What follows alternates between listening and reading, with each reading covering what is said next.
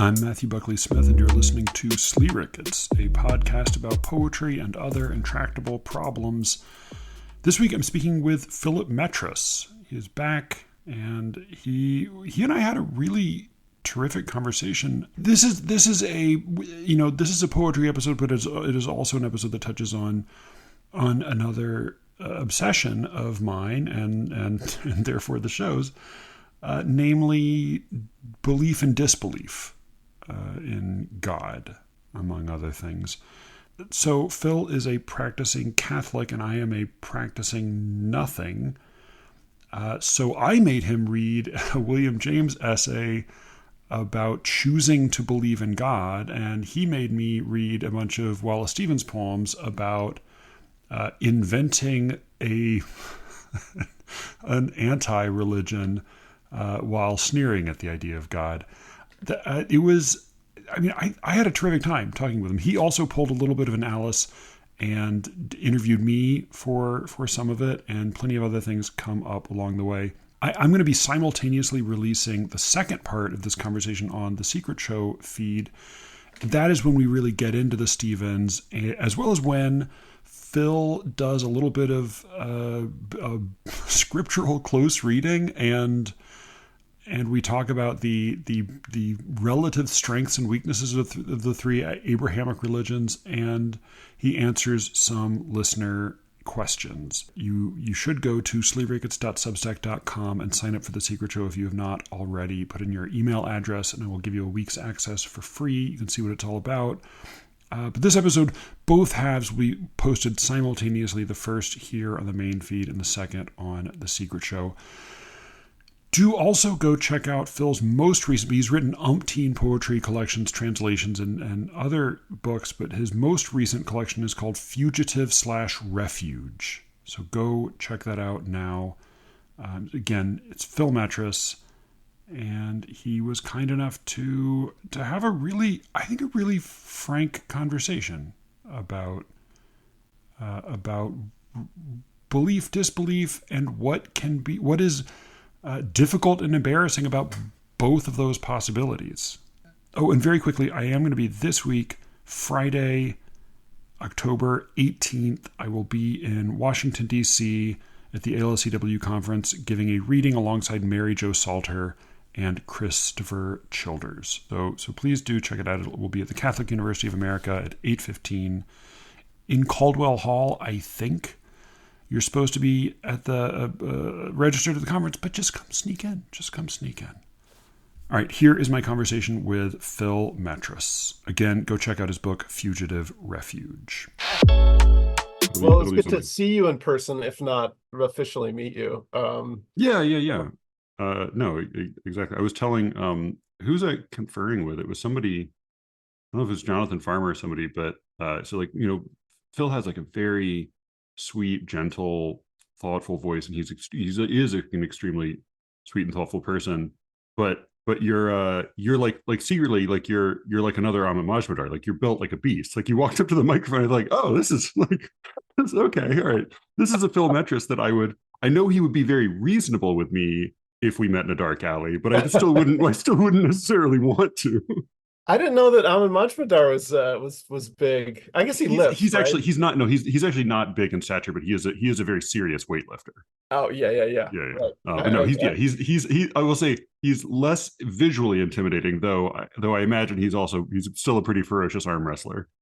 I mean, his general prolific nature and writing makes me think that he's got a lot of energy. So at the he'll wear you down. Yeah, he also has no vices, so like that's also to be terrifying. Yeah, so we have some poetry as well as some. I give philosophy, or I don't know exactly. It's sort of a funny middle ground, but I thought it was funny. It was looking at your email because you have a sign off. We've mentioned on this podcast before Arseny Tarkovsky, the father of Andrei Tarkovsky, the great Russian filmmaker. And your sign off, your little signature on your email is from him. It's a line or a fragment of a line, to burn posthumously like a word is the line. And of course, to a poet, it makes immediate intuitive sense. But it occurred to me that it is, he was obviously, he grew up, Tarkovsky lived and I believe died. Did he die in before the Soviet Union fell? It was 1989, yeah. So he Okay, never all right. got to see the full Yeah. falling of the Soviet Union. Yep. And so it's, but so both of them were very much, living within that part of history. And obviously the Soviet Union was a on principle an atheist state. But it occurred to me that to burn posthumously like a word is the kind of line that a Christian would never write. Right? I mean, because the imagery is all wrong. If you're, it's wonderful if you're a poet or you're an atheist Russian, filmmaker, but like it's all wrong if you're a Christian, and that is like ultimately one of the things I'm kind of curious to get around to in these excerpts or these selections that we have for today, is the question of the afterlife. But first, so you recommended some poems by Wallace Stevens, and I recommended an essay by William James. I had not read it at the time; I'd heard about it. But the essay is "The Will to Believe," and then the Wallace Stevens poems are "A high-toned old Christian woman Sunday morning notes toward a supreme fiction and Auroras of Autumn." Do you? Yeah. What? So it's a lot, and boy, those second two, the last two of those Stevens. Ooh, man, I know. I don't know how much I was able to No. recover, but Yeah, yeah. No, and but yeah. I'm just curious, like what are what maybe where's somewhere you would like to start in all this mess? well, I actually I'm really personally curious about your attraction to the Will to Believe piece by William James, and just curious about like what drew you to it as a text to talk about the issues of this wide topic of the issues of faith, belief, unbelief, and poetry. So yeah, I'm just sort Yeah, of curious. Was this something that you had encountered before? So I yeah, had heard it referred to, but I never read it. all right, And I had read one or two other essays of his and just found them to be like insightful and well written and interesting. I just, that he is one of those thinkers who, whether or not I'm going to agree with him, it's going to be worth hearing what he has to say on any given topic, pretty much that he's interested in. totally. Part of what I really like, I mean, to me, this essay is sort of half insightful into the question and half insightful into James' own psychology. Yeah, um, it sort of takes up this.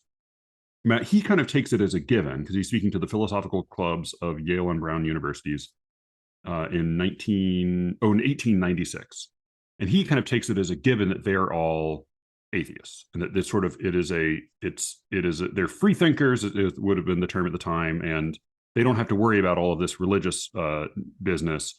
But he kind of takes up in a slightly contrarian way the question of, all right, so what would it mean to choose to believe? And there's several different angles to that, right? Like one is it even a live possibility? He has sort of three three criteria for like if this is going to be a serious question to ask. It has to be live. It has to be like both options are available to you in a serious way that you can take seriously.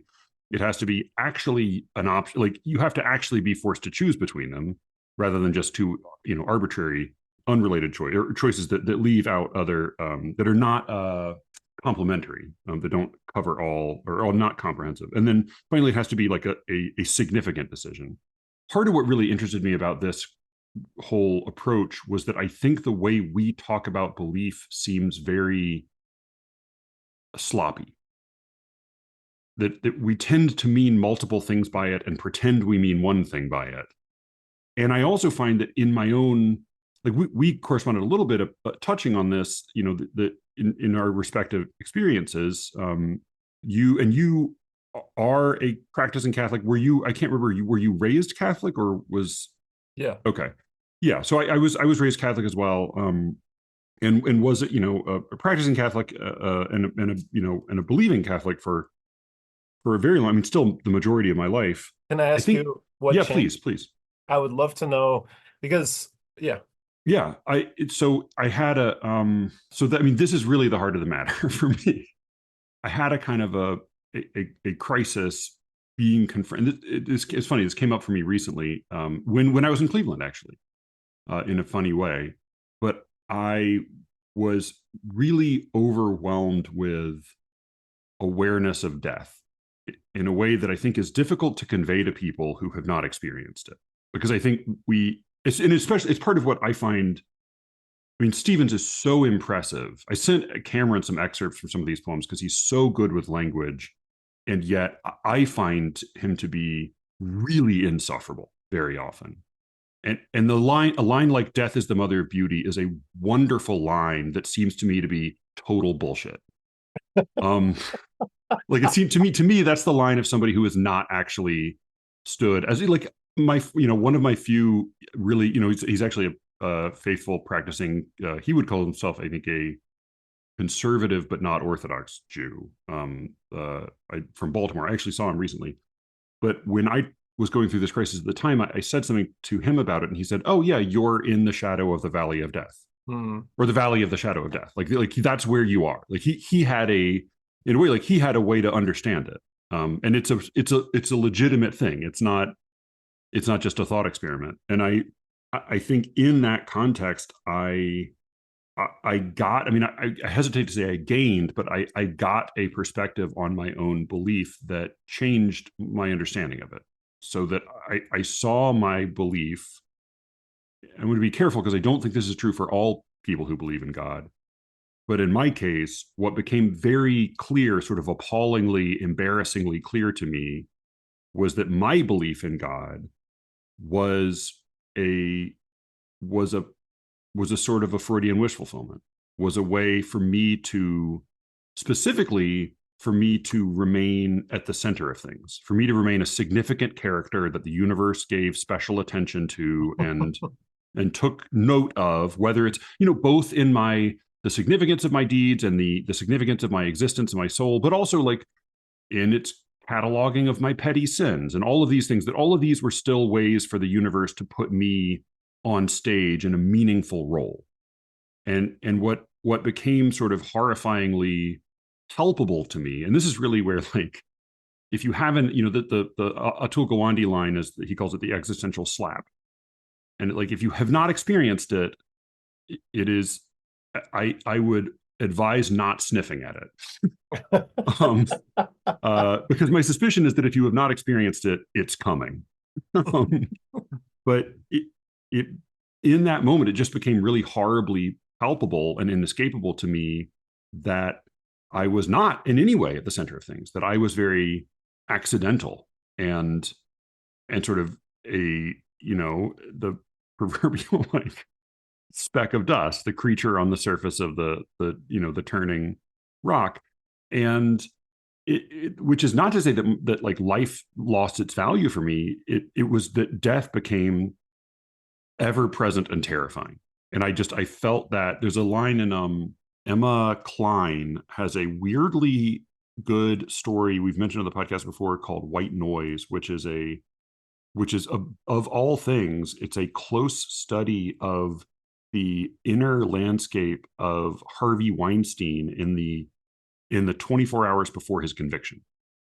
Wow. It's a bizarre story that is improbably very kind of like delicious and infectious to read. Like it's not at all what I expected from it, but there is a moment in it, and it's a very old image, and it's an old image for a reason, where he has a moment of doubt, and he feels himself as if in the teeth of some beast. Like he can feel that he's caught, in the jaws of this thing. And that is the feeling I think I had, 24 hours a day for 6 months. And I think in that period, I saw my own faith for the flimsy compensation that it was. Again, I don't think that's true for all people who experience faith. It also, in an experience that was I think, illuminating for me. My understanding of the universe has not changed since then, but I would be lying if I said I walk around every day with that same terrible awareness, right? Like I don't have that constant sensation all the time. In Cleveland, I got a taste of it. And where it came, I was walking around through Case Western University's campus late at night. Just some pretty little passages there, and I had a funny flicker of recognizing that at some point my daughters would move away and go live places like maybe like that or like some other university in some other effectively random town, and that that we were sort of all just these sort of scattered animals on the surface of this thing, and we're all subject to the jaws of the same animal.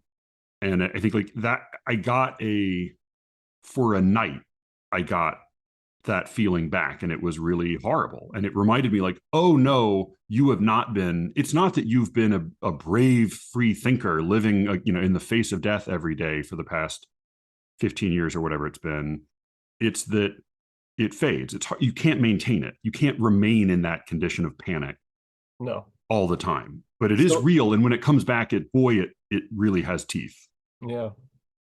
I mean, first of all, I'm just like sorry that like that's a terrifying. Maybe in a way, on the one hand, it's enormously clarifying. On the other hand, it's enormously unsettling. And Yeah. so My broader experience, I think, is that it has made me a more compassionate person and a much sadder person. I have way less hope, yeah, yeah, but I think I maybe have slightly more understanding. yeah, yeah.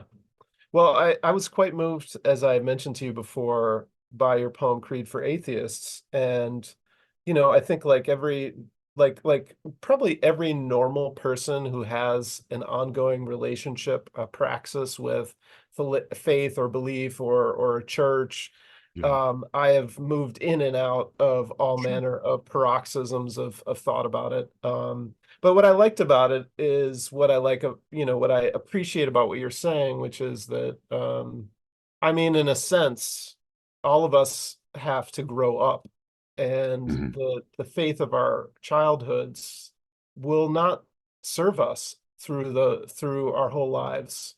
I don't know if you're familiar with this, but there's a concept in marriage, psychology and therapy, the idea of the two marriages. Like if you ever want to stay married to the same person for your whole life, you actually don't have one marriage. Like the Mm. first marriage dies, Yeah, actually, yeah, and yeah, then yeah. you have to rebuild. And so I want to avoid every opportunity that I take to want to try to convince you of something otherwise. I think that is a real Sure. Yeah, yeah, danger, I yeah. think, Yeah, yeah, because yeah. I've felt such consolation in sort of returning to certain ritual practices and in relationships, which I think ultimately makes religious practice. And I think James is absolutely on this point. Like Yeah. what are its values, not only for individuals but for societies. So yeah, but I wanted to ask you. So one of the things that happens in this poem, Creed for Atheists, and I forgive me for putting you on the spot, but I'm just really curious, and Sure. Yeah, yeah. gives you an opportunity to talk about it. So it begins, let us not speak of God as if he were the nightmare of a naughty child, or a white lie for a widow, or a conscript's consolation on the battlefield.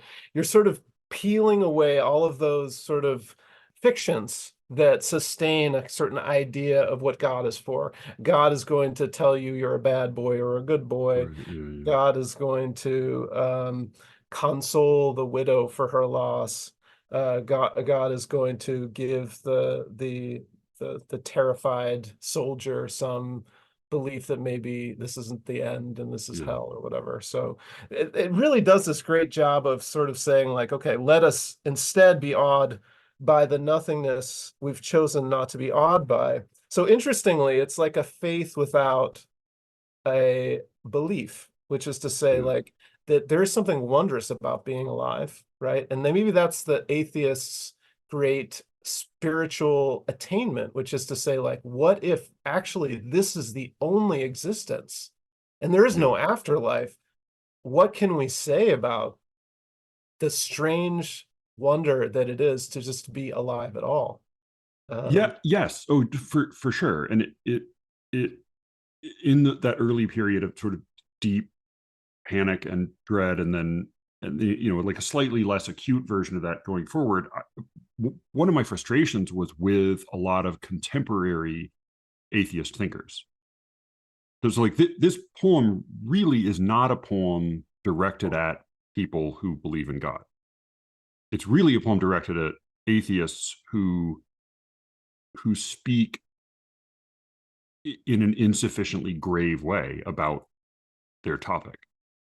That I think like a lot of contemporary atheists, and this is the feeling I get from Wallace Stevens, and it may be unfair of me to impose it on him, but I get this sense of smugness, of like a snotty self-certainty and a kind of a, at worst, a vicious disdain like you get from Richard Dawkins, or at best maybe a kind of a well-meaning condescension toward people who believe in God, but like a failure to grapple with the actual nature of the question. And this is part of what I have found really, Ethan has a note about this that we'll get to later, but it's part of what I found really reassuring about Nietzsche, that he takes it seriously.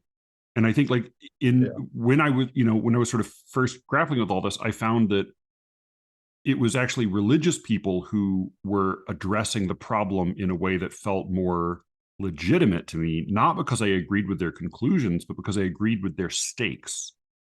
Yeah. So what is it that irks you about lots of atheist stances? Like, what is it that they're not? I mean, one thing they're doing is they kind of cast themselves as hero in their own drama against all of the duped and deluded people of faith, of which there are certainly many, and perhaps myself included. So sure. I mean, there are a few things. Like one is, I think I distinguish between positive atheism and negative atheism. And I think Wallace Stevens seems to be, particularly with the supreme fiction nonsense, which I also have very little tolerance for. I love poetry. I don't believe in God. And yet the whole supreme fiction conceit drives me up the wall. Yeah. Let's talk about that after. Yeah. We'll get to that. But it's partly because it strikes me as a positive atheism. That is, that he is sitting down and saying, let me assert that there is no God, and that instead here is the nature of the universe. Right. To me, that is wildly hubristic and presumptuous. And also, like, wait, are we being rationalists here? Because if we're being rationalists, then where is that coming from?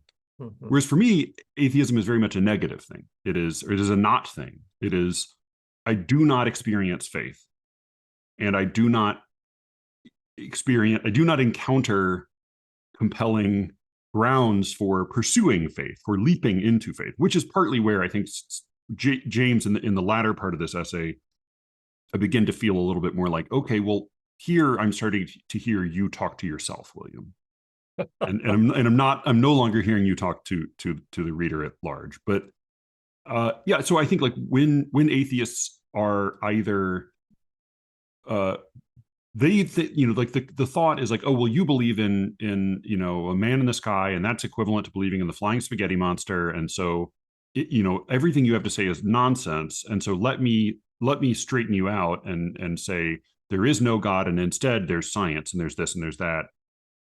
Obviously, like a ridiculous false dichotomy, but also just all of those positive assertions. I mean, even honestly, even the positive claim there is no God, I think like that's not a meaningless claim, and it's one that in context can be useful.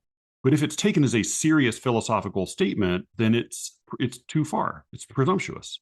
I do not think like in it, for sure. There's right. Like I don't feel at all confident in saying that there is no God. I feel like in a way Nietzsche is much closer to home when he says God is dead, which again is not him making a metaphysical statement.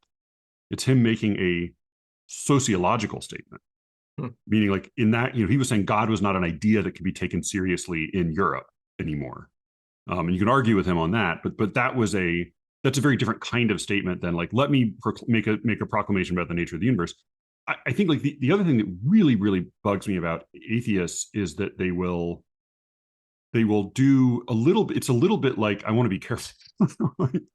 You want to like, what's Godwin's law, where like every conversation on the internet tends toward comparisons to the Nazis. Sure. But there's like there's a certain stripe of like anti-Semitic reasoning, which is like the Holocaust never happened, and besides, it was a good thing. And like which is of course like monstrous and horrible, but also like just logically silly. And I think there is a certain atheist argument that is, hey, there is no God, but also it's better that there is no God. And I think, like, well, hold on a minute. Like, I don't know that that's true. In Right. fact, I think it might be better if there were a God. And I think it's funny, I'm equally chafed in different ways by Sure. atheists saying, here's why it's so good that there's no God, and it's so good that death is real and permanent and life Right. is only temporary. It's so good for all these things to be the case. I'm also a little bit annoyed by Christians saying, aha, but isn't it better for there to be a God? And they think, well, fuck, like, what are we arguing about? Are we arguing about what would be better? Because that's a very different question. Or are we arguing about what is the case? So to me, it seems like there's a lot of, no pun intended necessarily. There's a lot of bad faith in atheist argument. There's a lot of sort of failing to grapple with what you are actually saying. It's Sure. also, I think, I have a suspicion that sort of deep marrow level panic and horror and like real real awareness of death is something that many, many, many contemporary atheists simply have not experienced. Hmm. And they don't know what they're saying when they say, Mhm. yeah, yeah, man, no, it's actually, isn't it better that every beauty, the temporary nature of life is what gives it all of its beauty. Life, wouldn't it be so boring if life lasted forever? Shut the fuck up. You've never been afraid of death. It's kind of Yeah, my yeah. feeling there.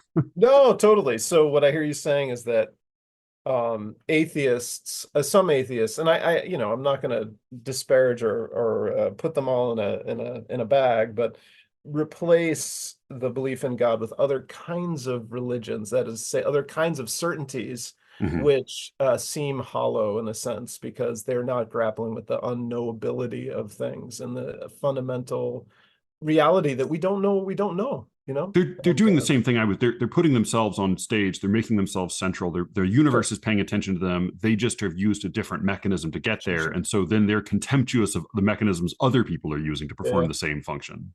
Yeah. So there are two interesting. I'm going to mention something, and then I'd Please. like to talk a little bit more about James.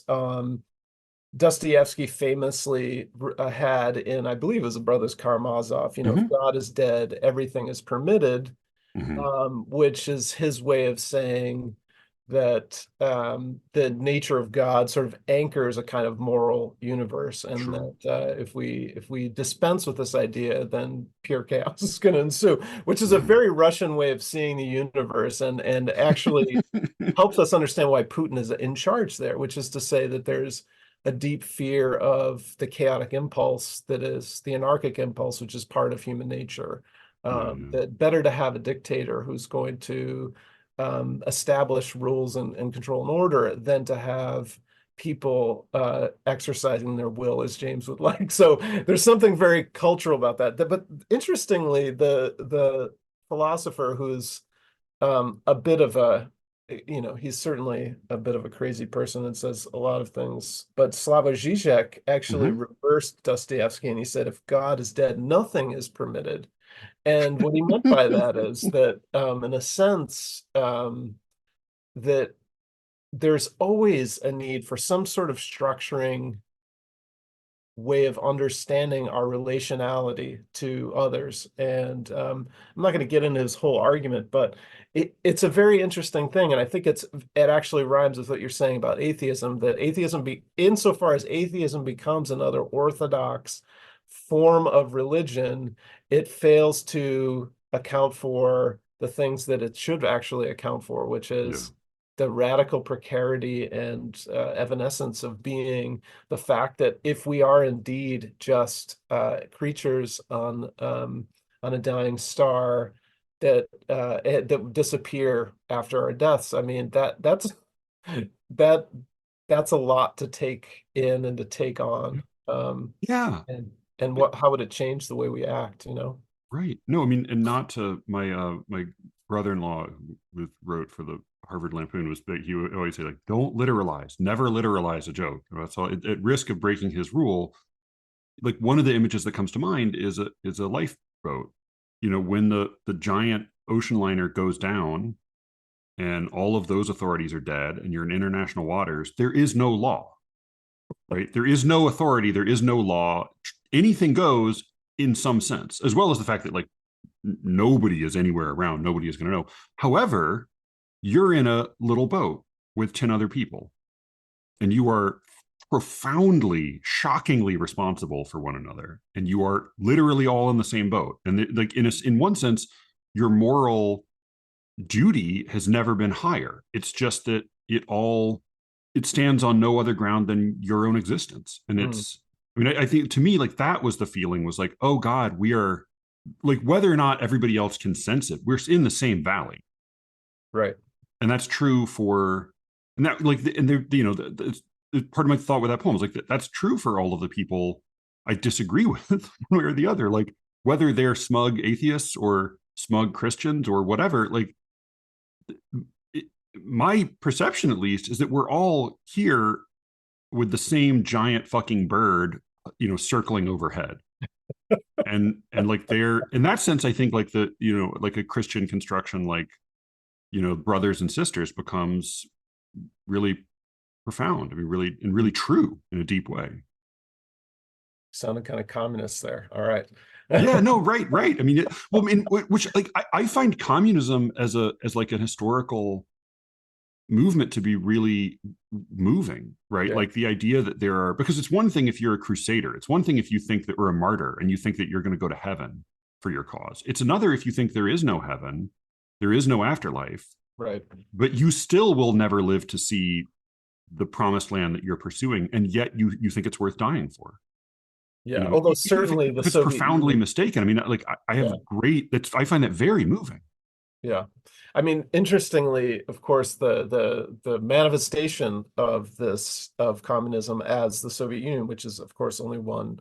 historical iteration of it, was incredibly religious in its structure and relied upon, the native Russian Orthodox kind Yeah, of yeah, yeah. understanding of the universe. And so it has its saints and its, Sure. Yeah, yeah. sinners and the rest of it. And as in Dostoevsky, an obsession with hierarchy, an Oh, obsession totally. with rank, and where's your standing in the party, and what are Totally. those buttons on your, what are those badges on your uniform mean, and Totally. do I defer to you or do you defer to me? Yeah, yeah.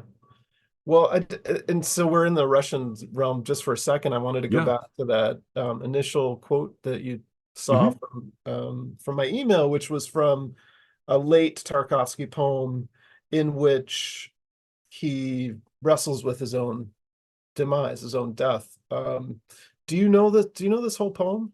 Maybe we No, I should just don't. read it. Okay. Yeah, please. So that's the last line of, I think, his last great poem, and in fact, the last line of the selected poems that we chose, because although he died almost 20 years later, I think this is his legacy. So yeah, okay. So here's the poem.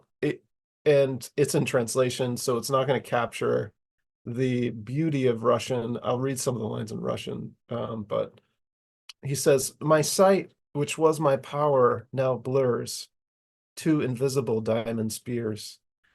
My hearing subsides, full of ancient thunder and the breathing of my father's house. These knots of thick muscles slacken like gray oxen lying upon the plowed field. The wings behind my shoulders yield no light when evening darkens. I am a candle. I burned at the feast.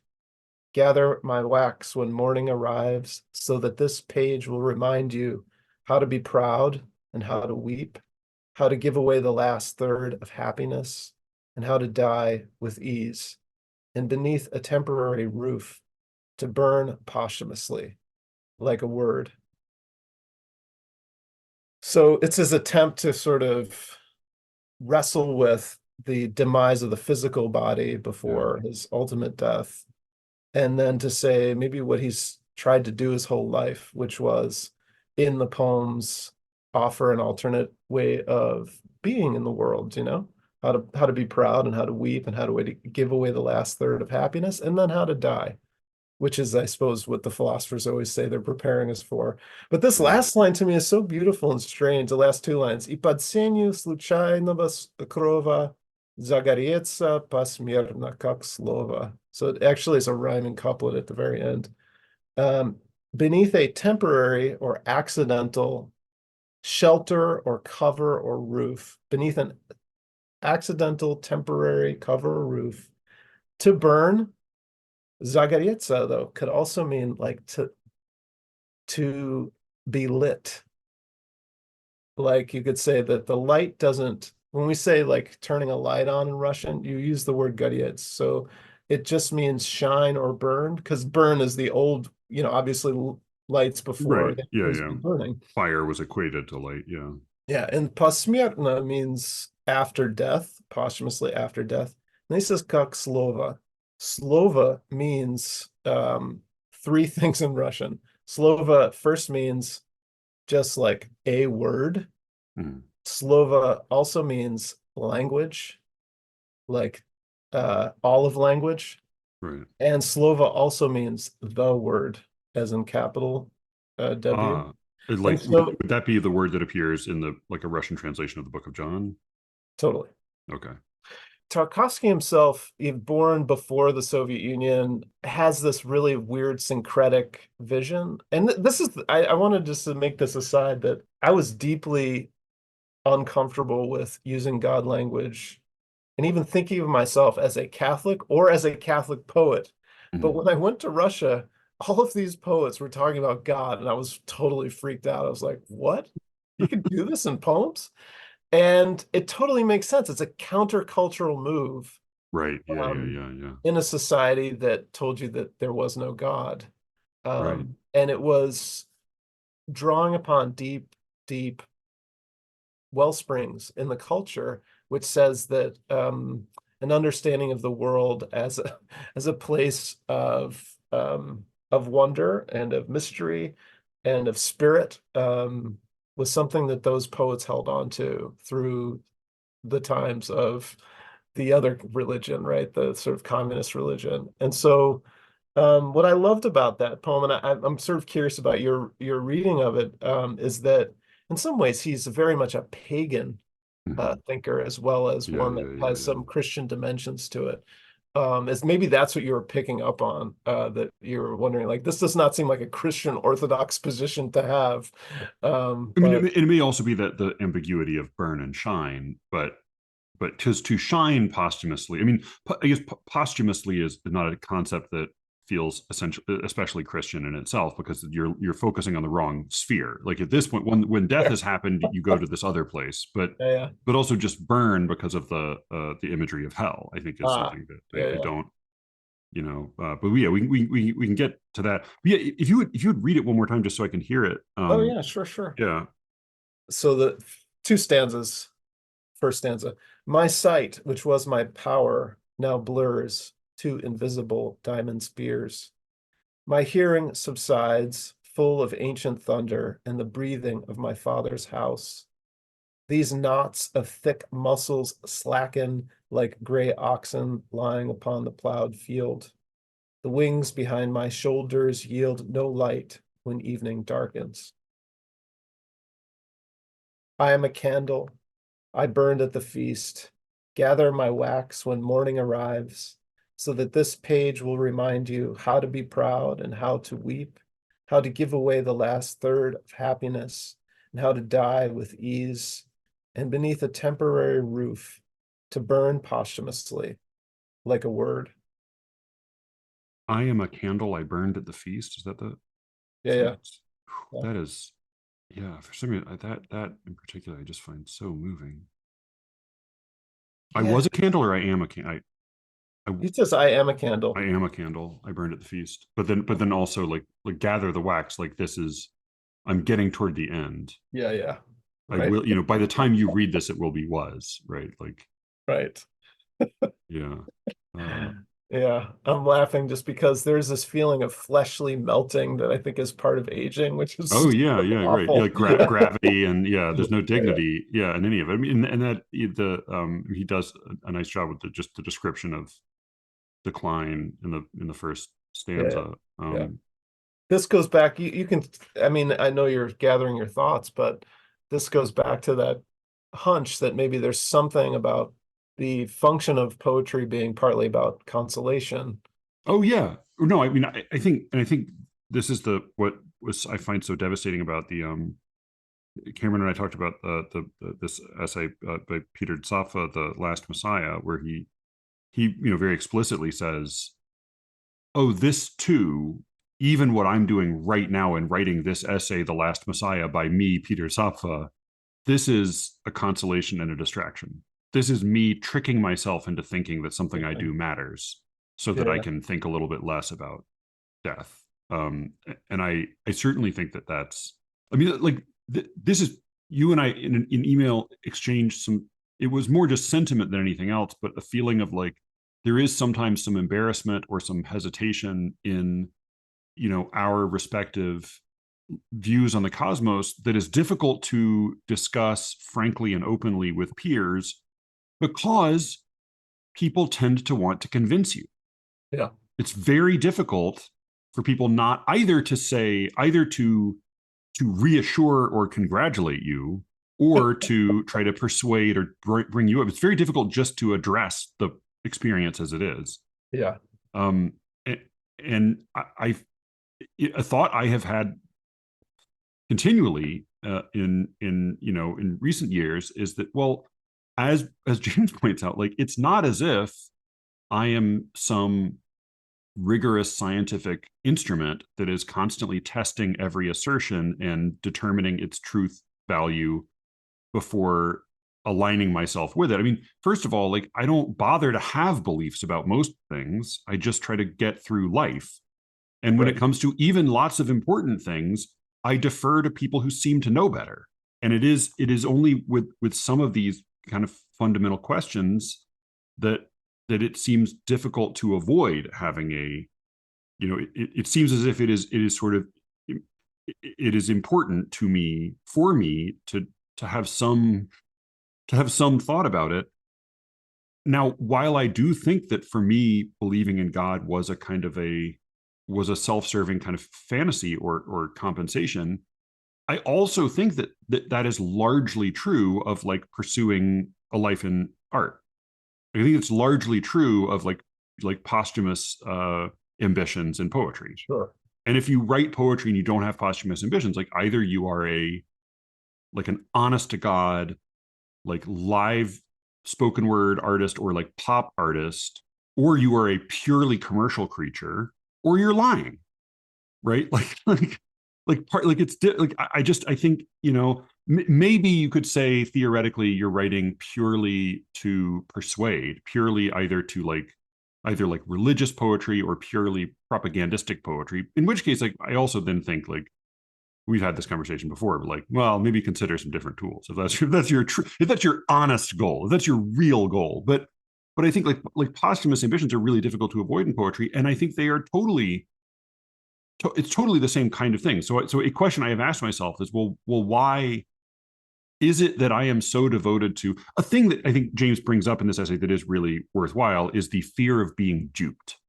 Yeah, yeah, He says, like, a lot of scientists or a lot of proud atheists and free thinkers, he talks about one in particular who gets really angry about religion, yeah, seem really mostly to be motivated by like a terror of accidentally being caught out believing in something that is not true, and totally. that, which is itself a kind of a puny motivation.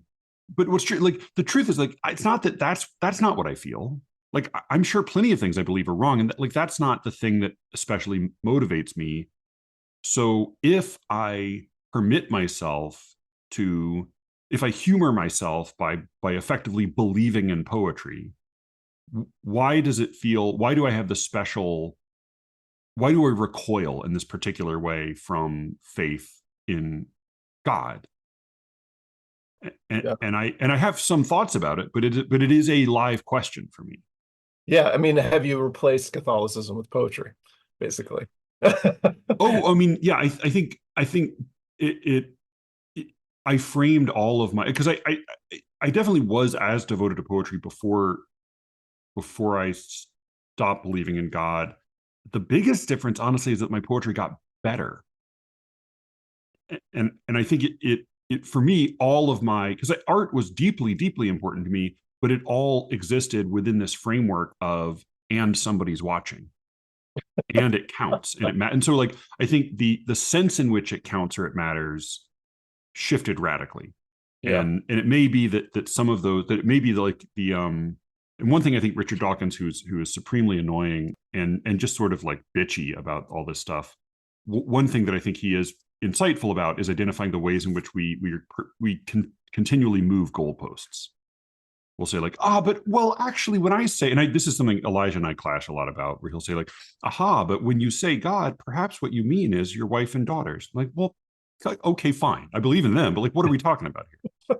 And I think probably what's true is that I did to some extent move goalposts and say like, oh well, maybe my faith in posterity in a slightly stricter sense Mm-hmm. replaced my like slightly godified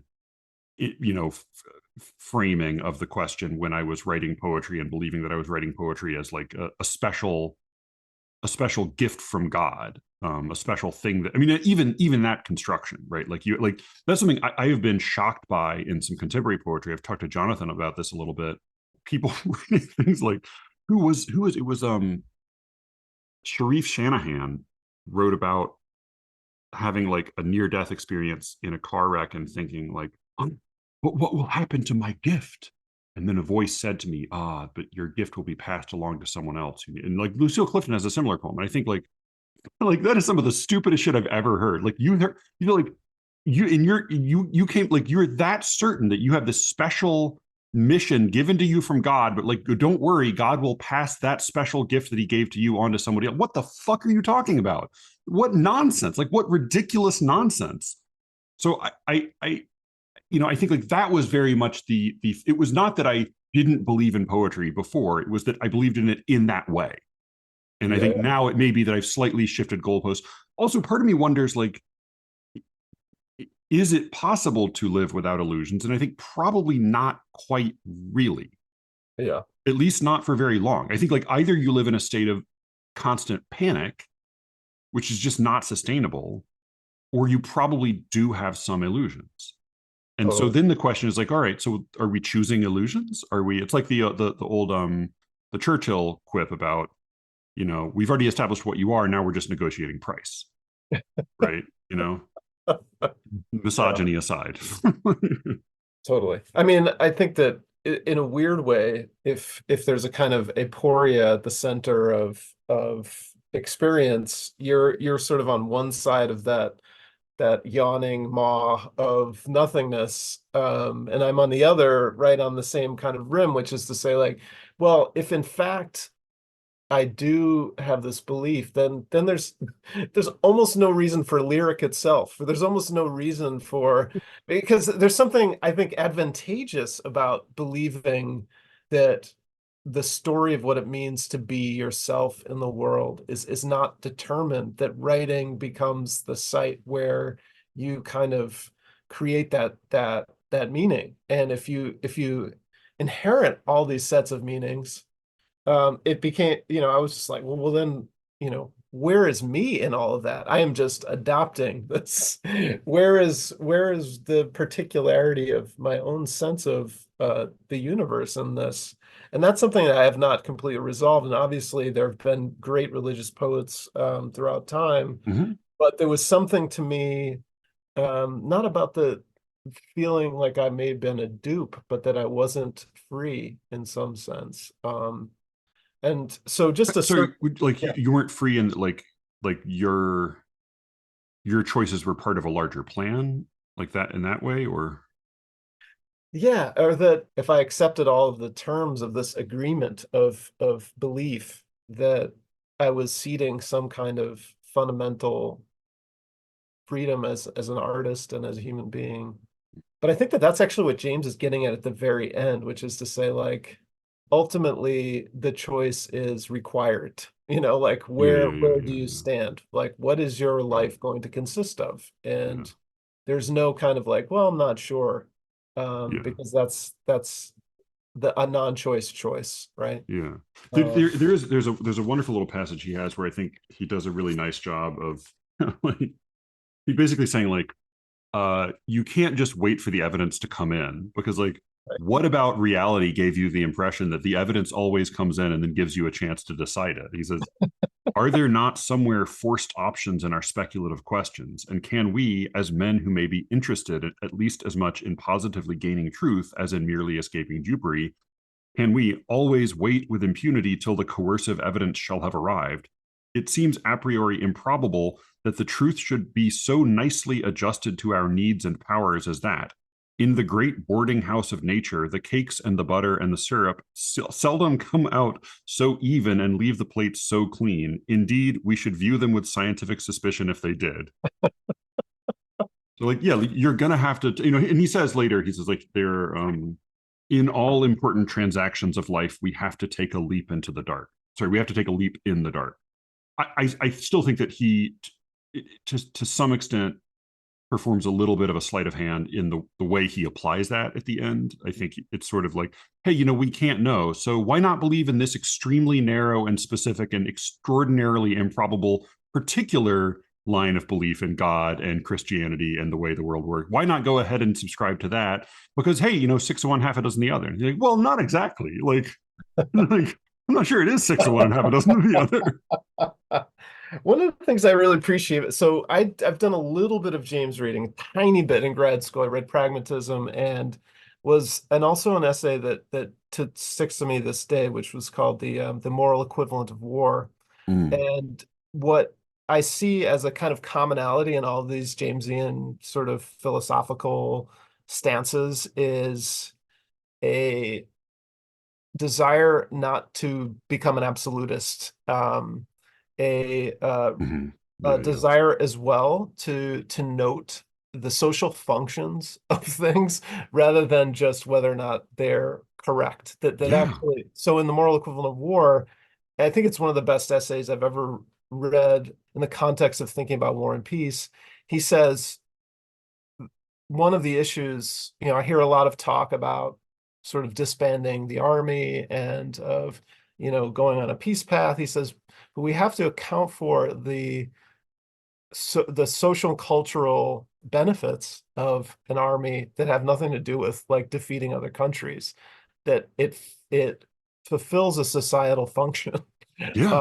Disciplining people, creating camaraderie, creating a sense of identity and a singular goal. All of those things, I think he would say institutionally, the same reason why he's making the argument for churches. Basically, he's saying like, before we just throw this out, because obviously we cannot prove this to be true, let's just look at least for a second, and maybe it does some social good.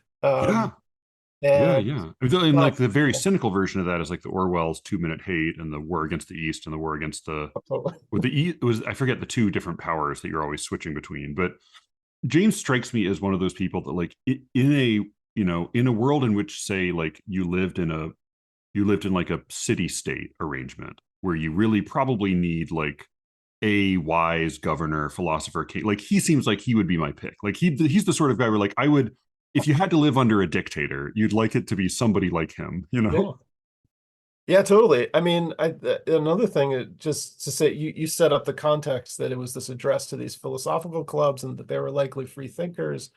He takes on a book, and I'm going to forget the name of the book. He takes on... Was it Clifford's book? He takes on Clifford's book, which is essentially a sort of manifesto for atheism. That's right, Clifford. Yeah. Title.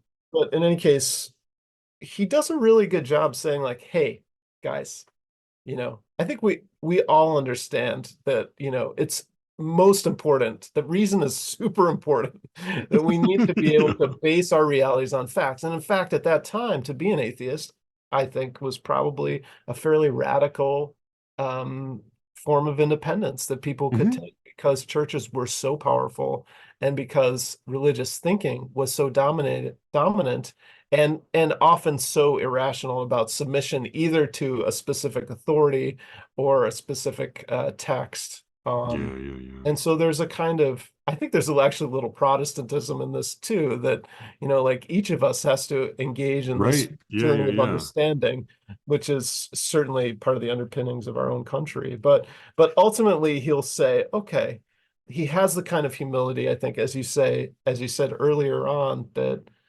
makes us trust him, because he says, although we know that reason is paramount to us, conducting a society in a good way. Let's just consider for a moment that maybe there are things that we cannot know, and that are outside of the mind's ability to reason it. And there are certain things that cannot be proven, as you said just a moment ago, that nonetheless need to be acted upon. And in the acting upon, there can be knowledge after that point. So Yeah. I actually don't know if at the end he says, therefore we should all be Christians, but No, no, maybe I that's don't the think only. I don't think he does. It feels more implicit, but he does. I mean, it feels like he's saying either one of two things. Like either, hey, might as well be Christian, or if he's saying, or he's saying something that seems like it's appalling that it would need to be said at all, which is effectively like it is permitted to be Christian. Like Okay. like we have. Oh yeah, here it is. We have the right to believe at our own risk any hypothesis that is live enough to tempt our will. And of course, my thought is like, well, but of course. But if you like, if you need to make an argument for that, then like, okay, in that case, this is like an even more modest and conservative thesis than I would have thought. But it may be that in, I mean, as with so much philosophical writing, like it may be that in part it's difficult to separate this from the givens of the moment, right? Like what would have gone without saying in the room where he said this at the Right. time. The ending is quite beautiful, and actually contains your sense of wanting there to be stakes in what, however one Mhm. falls in this. Yeah, yeah, yeah. Where he says, Oh yeah. Oh, the mountain pass. Yeah. yeah, Would you read that? That is really beautiful. sure. I mean, he says, if we decide to leave the riddles unanswered, that is a choice. If we waver in our answer, that too is a choice. But whatever choice we make it at our peril. If a man chooses to turn his back altogether on God in the future, no one can prevent him. No one can show beyond reasonable doubt that he is mistaken. If a man thinks otherwise and acts as he thinks, I do not see that anyone can prove that he is mistaken. Each must act as he thinks best. And if he is wrong, so much the worse for him. We stand on a mountain pass in the midst of whirling snow and blinding mist, through which we get glimpses now and then of paths which may be deceptive. If we stand still, we shall be frozen to death. If we take the wrong road, we shall be dashed to pieces. We do not certainly know whether there is any right one. What must we do? Quote, be strong and of good courage. Act for the best, hope for the best, and take what comes. If death ends all, we cannot meet death better. And Yeah, that's the, that is. Yeah, that's quite wonderful. so Yeah, yeah, yeah. yeah. I mean, and it may be that my really where I diverge from him is more in mood and instinct than in anything. But I think his eye still, to me, this still seems like a Christian reading of existentialism, right? Like, but what is ahead? What do we pursue? And my thought is like, I don't think there is anything ahead. I think maybe there's a right path, but almost certainly the whole concept of a right path is itself bunk. I mean, I'm curious what you think of. He does in a really interesting way define religion. He says earlier on, he says science says things are, morality says some things are better than other things, and religion says essentially two things. And here are the two things. So, and I think like those are some worthwhile distinctions to begin with. Like science just says like this is what is the case. Morality says here's what matters. And when it comes to morality, like you can't, science is not going to yield those answers. You do need to refer to, as he says, the heart to some extent. And that I think that's deeply true. But then he says religion says essentially two things. First, she says that the best things are the more eternal things. That's the first statement of religion. The best things are the more eternal things. The second affirmation of religion is that we are better off even now if we believe her first affirmation to be true. We are better off even now if we believe that the best things are the more eternal things. So it's not only that, down the road, this will be the better path. It's that it's already the better path now, even if it doesn't seem like it. Hmm. So what do you think of that claim that sort of at a basic level, the two statements religion is making? Wow. I don't think I wrestled with this as I was reading it. I'm not going to answer the question because I think I would Sure. need to sit with it Yeah, yeah, yeah, longer. yeah, yeah. Of course, of course. But I will offer a parallel quotation which Please. might open it up a little bit. And this is from Augustine's prayer, in which he says, oh, this is a paraphrase, oh God, most ancient and most new. And what I really enjoy about that is, I've actually tried to apply that to what poetry means, and poetry is about that there's been in, maybe not amongst the poetry circles which you often swim in, but a fetishization of innovation and novelty. Yeah, yeah, yeah. And I think what Augustine is saying is that the eternal, or the ancient thing, is the thing which, the new thing is actually related to the most ancient thing, that it is always this sort of self-replenishing rootedness. Um, and so, Yeah. so talking about eternality, does that mean, oh, one must choose that which is transcendent or outside of time? Or does that mean that there is, like, to read it in a more immanentist way, that there is at every moment access to this timelessness, which is kind of inhering in every moment. That's the way I would read. If Yeah, I yeah, want to yeah, make an yeah. argument for what James is saying, it would be an immanentist way of doing it. So Yeah, I mean, maybe yeah, it's like a slight revision would be like, rather than talking about ontology, then what is the case, it may be worth considering like the religious perspective. It's like a perspective that says like, hey, it is worth looking at things from the point of view of eternity. yeah, Like that is a way to consider interesting. things, even in moments that might seem, particularly of a fleeting instant. It is worth considering eternity. Yeah, You know, interesting. Did you ever hear the advice that our Irish poet gave to another Irish poet, which is, write as if you were already dead?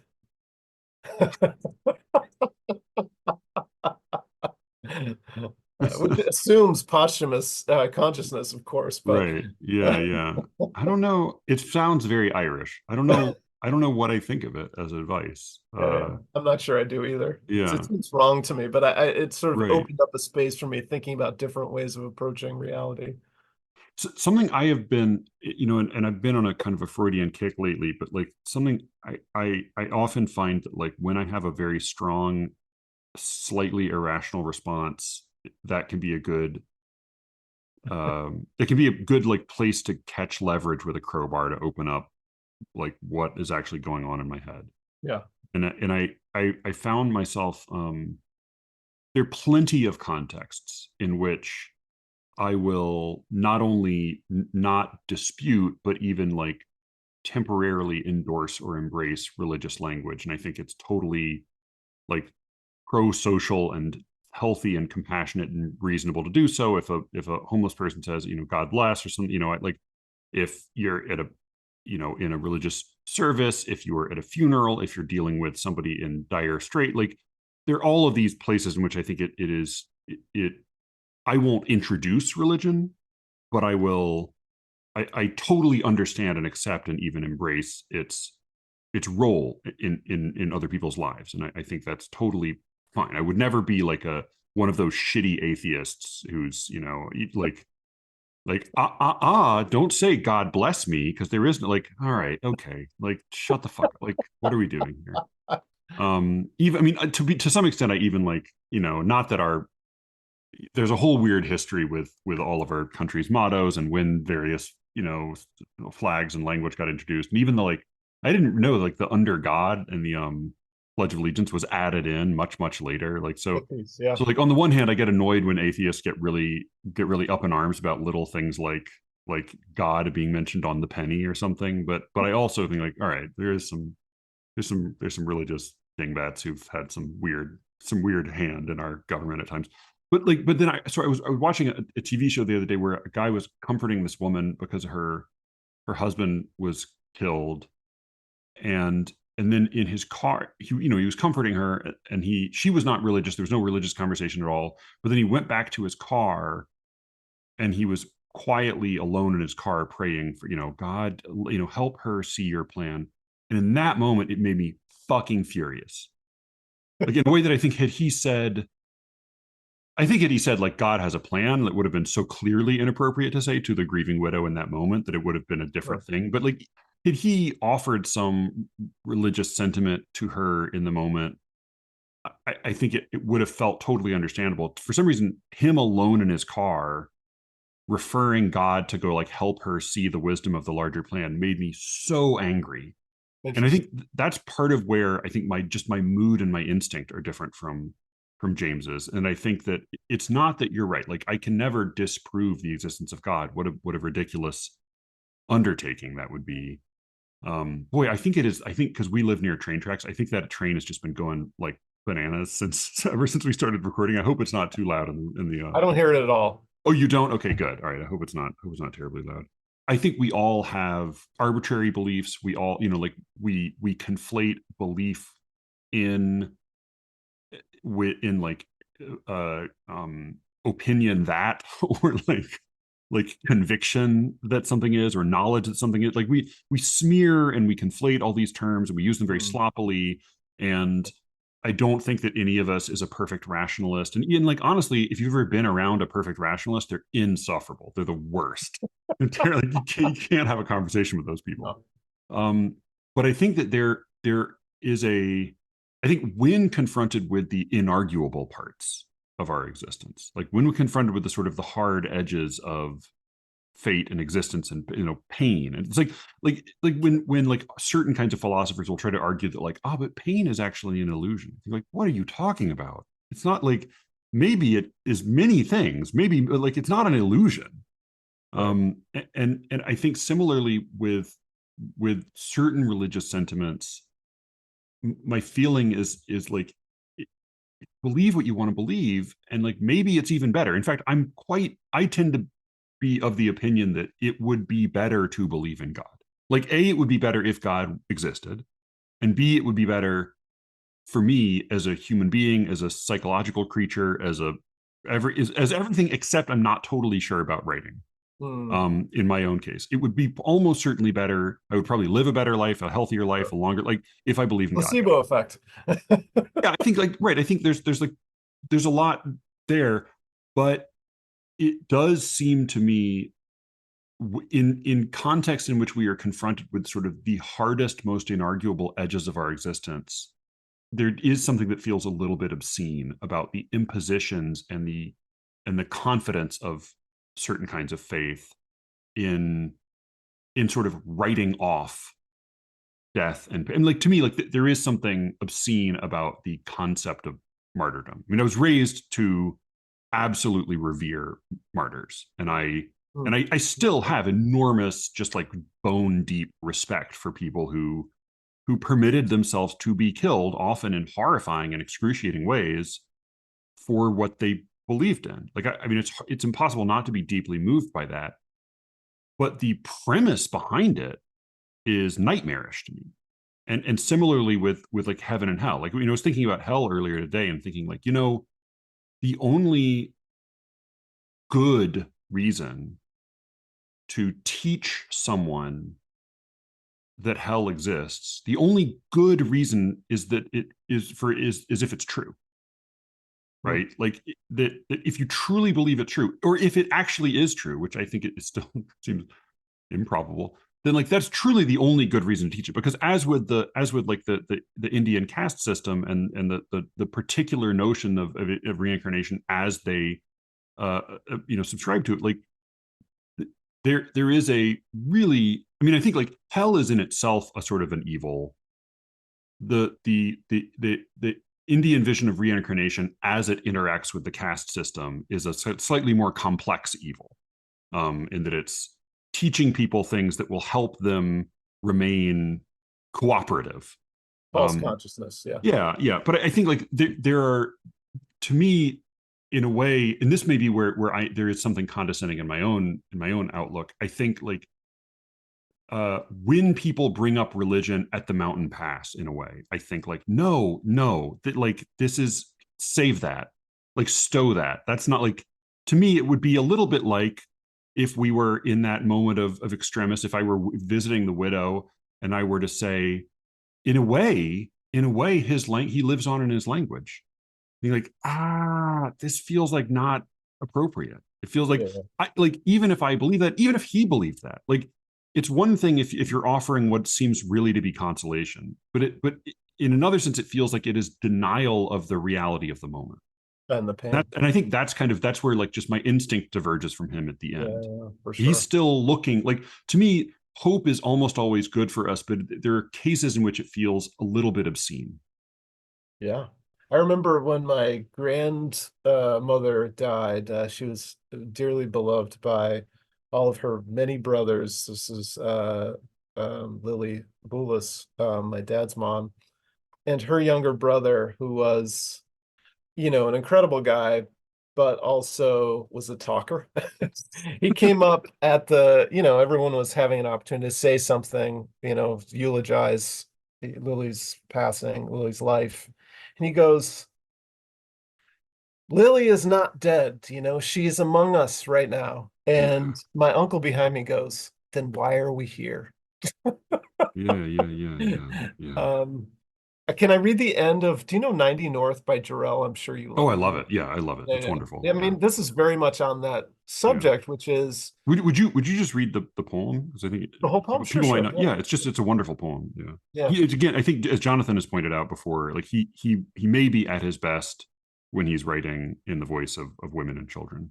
And I think it yeah. probably is true. Yeah. And there's something about the honesty of the end of this poem that does not ask for or offer consolation, that somehow allows us to be with that person in that moment in a way that probably um, is the most honest and most real. So 90 North by Randall Jarrell. At home in my flannel gown, like a bear to its flow, I clambered to bed. Up the globe's impossible sides I sailed all night, till at last, with my black beard, my furs and my dogs, I stood at the northern pole. There in the childish night my companions lay frozen. The stiff furs knocked at my starveling throat, and I gave my great sigh. The flakes came huddling. Were they really my end? In the darkness, I turned to my rest. Here the flag snaps in the glare and silence of the unbroken ice. I stand here, the dogs bark, my beard is black, and I stare at the North Pole. And now what? Why, go back. Turn as I please, my step is to the south. The world, my world, spins on this final point of cold and wretchedness. All lines, all winds end in this whirlpool I at last discover. And it is meaningless. In the child's bed after the night's voyage, in that warm world where people work and suffer for the end that crowns the pain, in that cloud cuckoo land, I reached my north and it had meaning. Here at the actual pole of my existence, where all that I had done is meaningless, where I die or live by accident alone, where living or dying, I am still alone. Here where north, the night, the berg of death crowd me out of the ignorant darkness, I see at last that all the knowledge I wrung from the darkness, that the darkness flung me, is worthless as ignorance. Nothing comes from nothing, the darkness from the darkness. Pain comes from the darkness, and we call it wisdom. It is pain.